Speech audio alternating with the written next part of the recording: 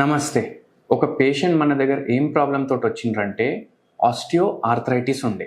మళ్ళీ అది కూడా గ్రేడ్ 3, గ్రేడ్ 4 మధ్యలో ఉండే. అండ్ పేషెంట్కి చాలా నొప్పి ఉంటుంది. పేషెంట్ వెయిట్ వచ్చేసి 92 కిలోలు ఉండే. ఫీమేల్ పేషెంట్ ఉండే. ఏజ్ వచ్చేసి 47 ఇయర్సే ఉండే. అయితే మన దగ్గర వస్తే కూడా సరిగా నడవడానికి వస్తలేదు, ఇంకా ఆపరేషన్ చేయించుకోవాలి అనేసి అనుకున్నారు. అయితే మన దగ్గర ఎవరో రెఫర్ చేస్తే వచ్చిండ్రు. వచ్చి మనతోటి ఏమన్నారంటే, సార్ నాకు నడవడానికి వస్తలేదు, నిల్చోడానికి వస్తలేదు, ఏం పని చేసుకోవడానికి వస్తలేదు, కూసుటే కూడా నొప్పులు ఎక్కువ అవుతున్నాయి, నడుస్తే జర్రసేపు తక్కువ అనిపిస్తుంది, మళ్ళీ పెరిగిపోతున్నాయి. అంటే చూడండి ఎంత విచిత్రంగా ఉంది. జర్ర నడుస్తే జర్ర తక్కువ అనిపిస్తుంది, మళ్ళా ఎక్కువ అయిపోతుంది నడిచేటప్పుడు కూడా. పడుకుంటే మాత్రం జర రిలీఫ్ ఉంటుంది, కానీ నిద్ర వస్తలేదు సరిగా. ఇన్ని సిమ్టమ్స్ ఉండే. అండ్ ఆపరేషన్ ఒక 15 డేస్ తర్వాత 1 మంత్ తర్వాత చేయించుకుందాం అనేసి ఫిక్స్ అయినరు. ఆ స్టేజ్లో మన దగ్గర వచ్చిండ్రు. ఇక్కడ ఏమైందంటే గుజ్జు కూడా ఖరాబ్ అయింది, మోకాలు కూడా ఖరాబ్ అయినాయి. అండ్ ఈ పేషెంట్కి మన దగ్గర రిలీఫ్ అన్నా కావాలి నాకు అనేసి వచ్చిండ్రు. ఆపరేషన్ అంటే చాలా భయం ఉండే పేషెంట్కి. అండ్ మన దగ్గర వచ్చిన తర్వాత ఏమైందంటే మనం ట్రీట్మెంట్ ఇవ్వడం అయితే స్టార్ట్ చేసినాము. మనం ఒకటి అడిగినాము, ఏముంది మేడం మీకు స్ట్రెస్ అనేసి. అయితే పేషెంట్ ఏమన్నారంటే, నాకు చాలా స్ట్రెస్ ఉందండి, నాకు 15 ఇయర్స్ బ్యాక్ మా బాబు చనిపోయిండు, ఒక బాబు చనిపోయిండు. ఆ బాబు చనిపోయిన తర్వాత నుంచి నాకు పరేషానీలు స్టార్ట్ అయినాయి. ఎట్లా, ఆ బాబు చనిపోయిన తర్వాత నాకు గర్భసంచిలో పుండు అయింది, బ్లీడింగ్ ఏమో ఆగుతలేదు.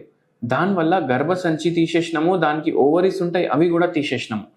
అయితే దాని తర్వాత ఏమైందంటే నాకు మెల్లమెల్లగా మళ్ళీ ఒక 5-6 ఏళ్ళ తర్వాత ఈ మోకాలు నొప్పులు స్టార్ట్ అయినాయి, మెడ నొప్పి స్టార్ట్ అయింది, నడుము నొప్పి స్టార్ట్ అయింది.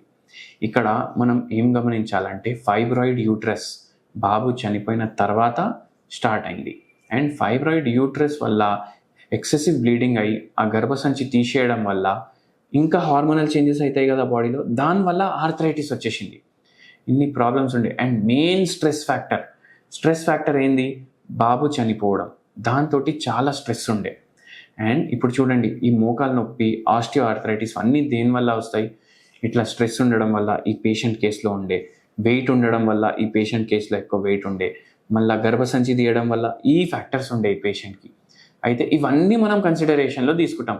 మైండ్ సిమ్టమ్స్ కూడా కన్సిడరేషన్లో తీసుకుంటాం, దేని తర్వాత స్టార్ట్ అయిందనేసి.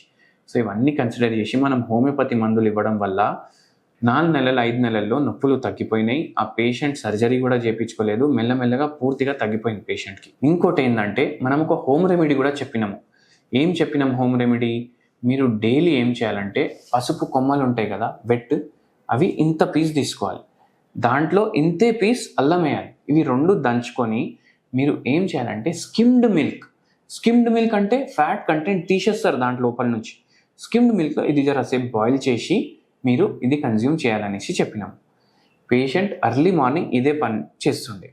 ఇట్లా ఇది రిలీఫ్ ఇస్తుంది మనకు. ఎట్లా, ఇప్పుడు టర్మరిక్ వేస్తున్నాం మనం, దాంట్లో పసుపు కొమ్మలో ఏం ప్రాపర్టీస్ ఉంటాయి, నొప్పి తగ్గించడానికి హెల్ప్ చేస్తుంది.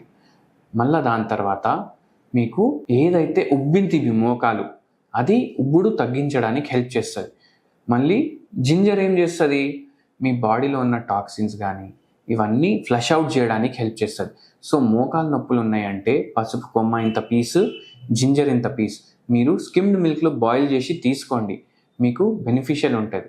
ఎట్లా, మీ స్వెల్లింగ్ తగ్గిస్తుంది, మీ నొప్పి తగ్గిస్తుంది. మళ్ళీ ఆర్థరైటిస్ కండిషన్లో అయితే చాలా బెనిఫిషియల్ ఉంటుంది. దీంతో పాటు మీరు ఏం చేయండి అంటే కెల్కేరియా కార్బ్ 0/9 పొటెన్సీ, ఇది ఒక హోమియోపతి మెడిసిన్.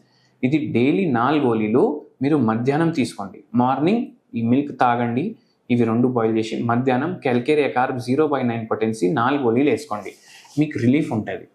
సో పూర్తిగా తగ్గాలంటే ప్రకృతి ప్రకారం మెడిసిన్స్ తీసుకోవాలి. దానికోసం మీరు మన కన్సల్ట్ చేయొచ్చు. నమస్తే.